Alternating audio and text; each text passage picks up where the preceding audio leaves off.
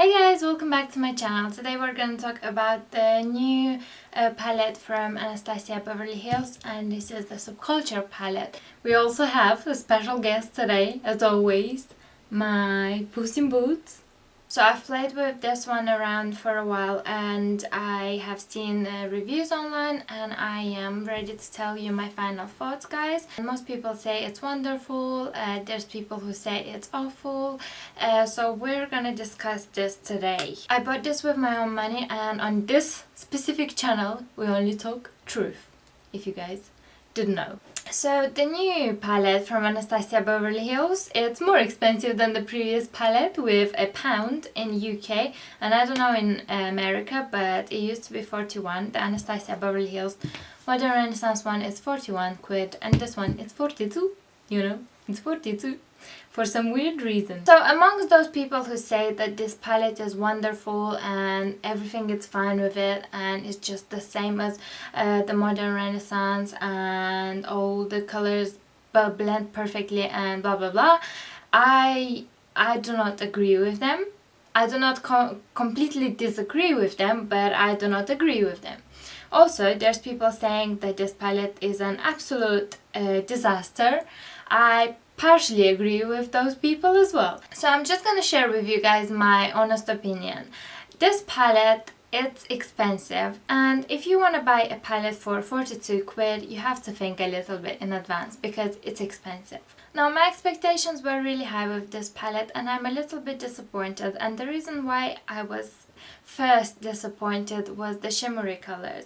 The shimmery colors in this palette, so it's the add-on and the electric and the cube one, they are so different than the ones that we used to have in Modern Renaissance one. Those were buttery and smooth and soft, and these ones they very wet, and I don't know, maybe some people would like them, but I really prefer the other formula.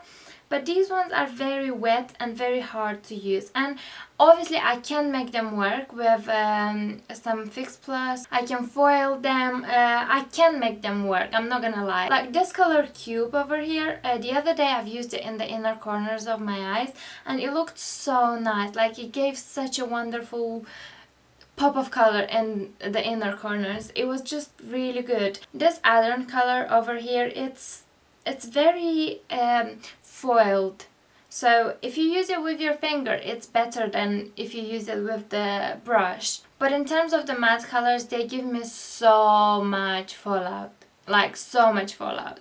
I can't say that I didn't experience this much fallout before, because I did experience from another release. The Naked palette from Urban Decay that was released this year had also a lot of fallout, so I think here they kind of the same with that palette, and I didn't like that palette at all because it was patchy and it had a lot of fallout and it didn't stand up to the price it had. And this one, it has a high price as well and it has so much fallout. I think you would go for this palette so much faster than with any other palettes, because obviously if there's a lot of fallout, the color is coming out of the pan and you are gonna hit pan very quickly. I can make it work and I can make it work on my eyes, but it's not the same as the Modern Renaissance. If you already have the Modern Renaissance palette and you're expecting to get something the same in formula, I am going to tell you guys that you're getting an absolutely different product. And I've seen some YouTubers saying that maybe it was a fault in the factory, maybe there was a fault in the way they were pressed,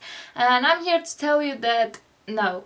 The difference is in the formula. The formula is different. It's so different. It doesn't even have, the main ingredient is not even the same. So in the Modern Renaissance, the main ingredients were mica, dimethicone, boronitride and nylon 12. Whereas in this palette, the first 4 ingredients are talc, HDI, trimetallol, heliactone, cross polymer and zinc stearate.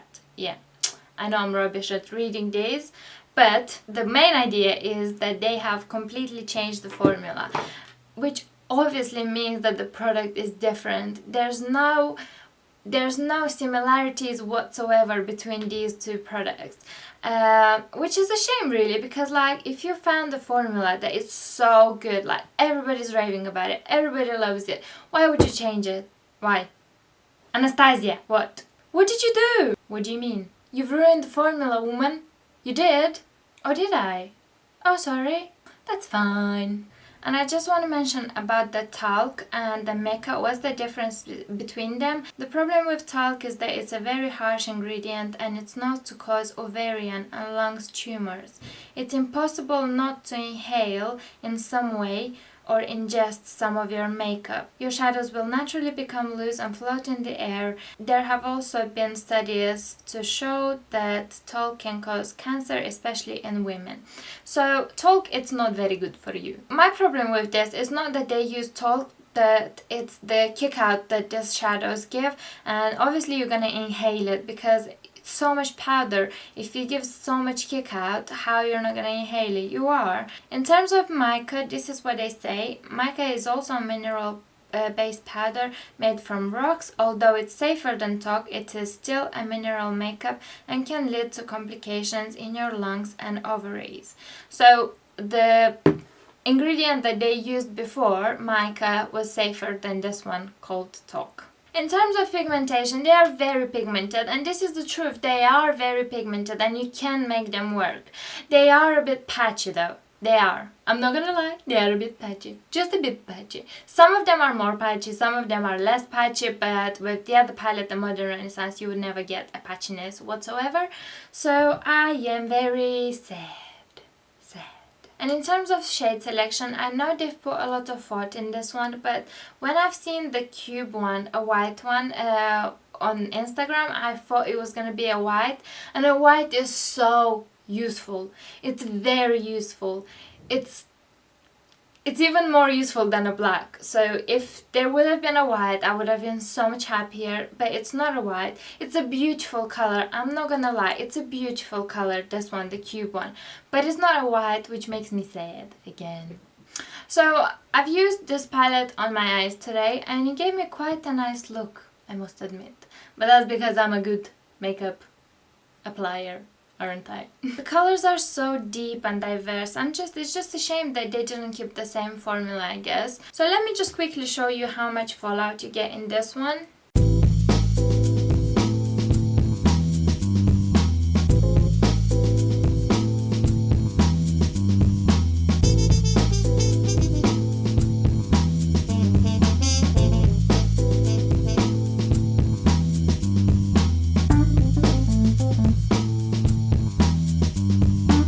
My final thoughts about this palette: I don't absolutely hate it, I don't absolutely love it. I don't think it's worth 42 quid. I think you can buy something else for this money. I'm sorry, Anastasia, my woman, but yeah, this is the truth. Because the pans are small as they are, I mean, when you compare Anastasia with other products, you'll find that their pans are much smaller than others. Okay guys, thank you very much for watching. I hope that this was helpful and you can make up your mind easier now. Let me know if you have tried the palette and if you found it different than the other one, the Modern Renaissance one. Tell me if you enjoyed it. Maybe you didn't experience the same things I did. Also, please subscribe to my channel and I will see you soon. Bye! The first four ingredients are talc, HDI, trimethyl, really good. And I don't know, this Adorn color, Adorn. So the Naked palette from Urban Decay definitely have the same. So the Naked palette from the Urban Decay that was released this year, talc, HDI,